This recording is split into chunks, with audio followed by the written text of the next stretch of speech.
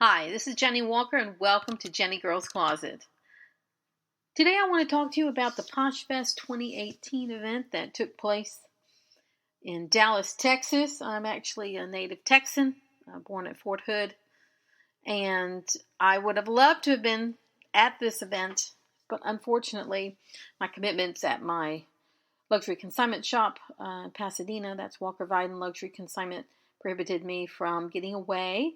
But it is on my calendar for 2019 to attend one of these Poshfests. I've been doing so much more on the platform and really have a better understanding of what it means to sell on Poshmark than I did, say, in my first podcast on it, where I was scratching my head about what to do. But, every day I'm learning more about it. But what's really neat is the Poshfest 2018, the company allowed live streaming of not every, but like the keynote, like really key panels that they had on their Facebook page.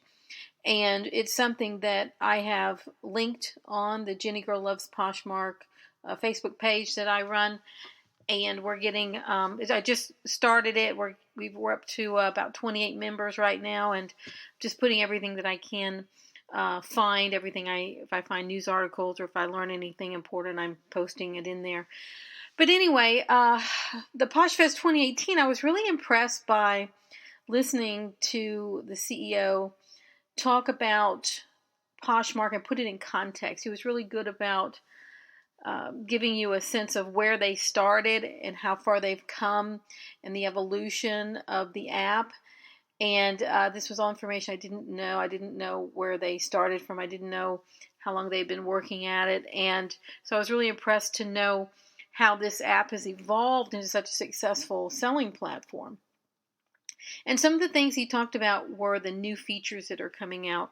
Right now, there's a news feed in your Poshmark closet, and this is going to allow you to filter by different types of news. Right now it's all lumped together, so you can miss something that's very important, but the news feed will let you filter by likes, offers, shares, whatever those the information is that is key. They've now separated out, so you can go into your news feed and then you can click on who did likes or who made offers to me, so you don't lose information in such a voluminous stream. That has not launched yet, but it's coming out very, very soon.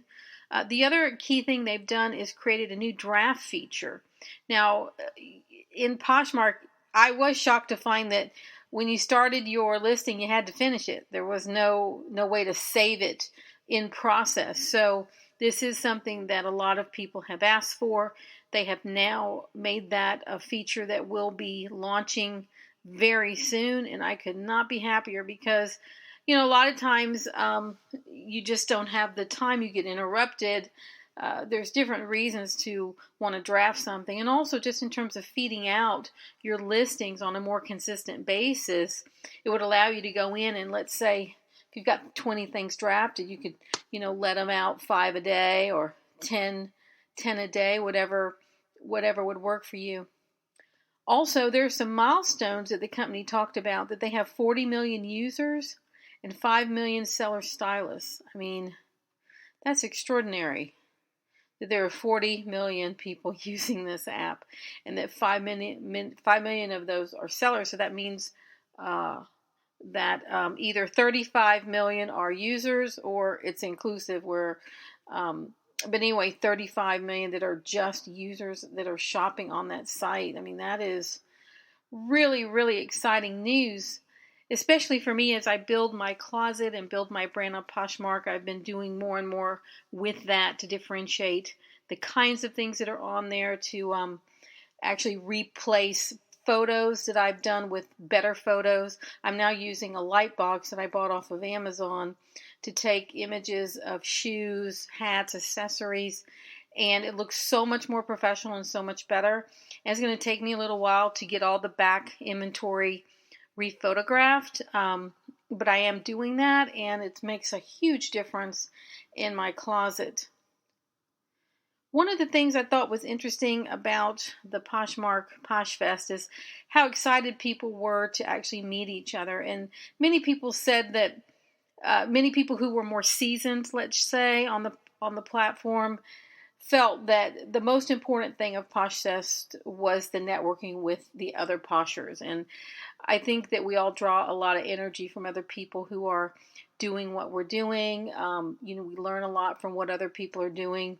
Everybody has interesting tips and tricks and things that they do to get their information out there. So that seems to be the number one reason to go, is to network with other people and be energized by that, and to learn important information from other people. Obviously, the educational seminars are very, very key to helping educate the people who are using the app on best practices. A number of people that I watch on YouTube, one girl, I think she's called Empty Hangar. I watch her all the time, and she was a featured guest on Poshmark, and I really enjoyed listening to her. She is by far probably, if not the most professional, one of the most professional people that are out there right now talking about Poshmark. So if you haven't followed her, definitely look her up, Empty Hangar. I can't think of her actual name at this point, but if you just Google Empty Hangar, she is all over YouTube and all over Google, so you'll be able to find her really quickly. But she's so professional. She's, this young girl, and she's just very straightforward about what she's doing. It's very easy to digest her, where she shows you how she's steaming, or she shows you the process of what she bought and why she bought it. And she had a really interesting video out recently where she basically topped herself. I wrote a comment on her video saying that she'd raised her own bar. Apparently she went to an estate sale, spent $4,000 on inventory, and the estate had someone who had been a buyer for Anthropologie. So there were all of these clothes that were either samples or maybe never produced. It's not clear, but they were all brand new. Probably the most interesting pieces you could ever find in Anthropologie had all been gathered up, and she had bought them for her to resell and to show in her video. And it was really a game changer, I think. And that kind of bulk buying I have actually done in the past. Not so much at estate sales, although I totally love estate sales, but at a Barneys warehouse sale in Manhattan when I was still living there. I went on the last day, or the last 2 days, where it was 75 off, the 75 off of their price. So basically they were just giving stuff away. And I think I bought 65 pair of shoes, and mostly shoes, and I obviously bought accessories and clothing, but it's mostly shoes. And I have made so much money off of that one buy. I mean these shoes were like $25 or $50 for something I turn around and sell for $700. And it was the Alaya brand, or some of these Andy Mulemeister, Balenciaga, things like that. But I bought 65 pair of shoes and boots, and I just made so much money on that. And it was the first time I'd ever done anything like that, and it was exciting and nerve-wracking at the same time, as to bulk buy. The hardest part was actually finding the shoes where they had to find the mate, because they weren't always successful in finding the mate, and then having them set it aside. And then at the end, I had to kind of wait for like a manager or somebody to ring me up, and it was a whole thing. And then of course it was such a big sale, I had to call my credit card company while I was in the middle of Barneys and get that approval taken care of. But I did that. It was really exciting. And then I came back the next day to see if there was just anything left, and I did buy a few more things. And yeah, it was exciting. So I think the key in all of this for Poshmark is sourcing. And certainly we can all start with our own closet, but then what? So you've got to find ways, if you're serious about building your business on there, and not just being a casual seller of things that you have every now and then, but really trying to make it a full-time income, or even a serious part-time income. You need product to sell, and you're going to have to go out there and source it, either have it given to you or you're going to have to pay for it. So yeah, it was fascinating to to see that the empty hangar had done something like that and how well it was. I thought the pieces were fantastic.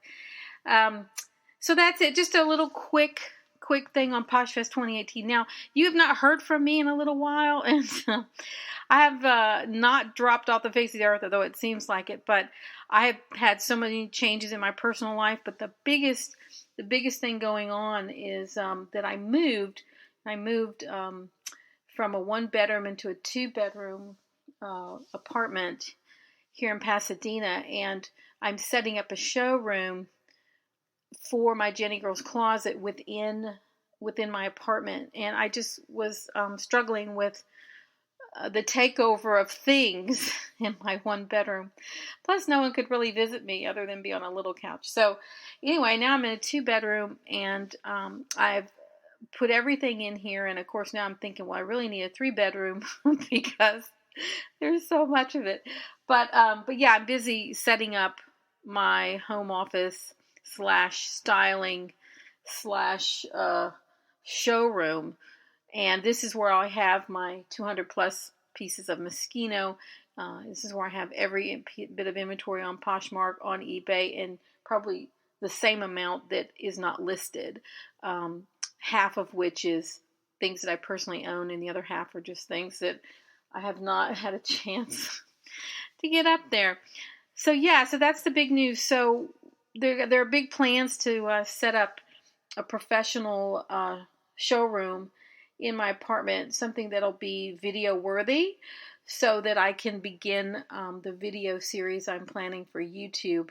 And I've just, I'm not one of these people who wants to have you come along with me and see the journey of setting this up, because it's a mess. I want to be that person who basically, when they start, that it's already put together. And y'all don't need to see me struggling with that and jumping through hoops to figure out how I'm going to set it up. It's actually pretty exciting, but I'm keeping it to myself and to people who are working with me to make sure that there's something that's really special when it comes out. And my goal is to be one of those people on YouTube who is professional in how they present information about the reselling community.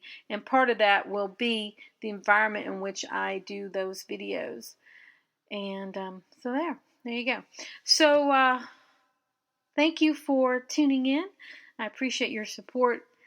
And if you like what you've heard, please give me a thumbs up or comments. That encourages me to keep going, because this is quite a commitment and effort to put these out.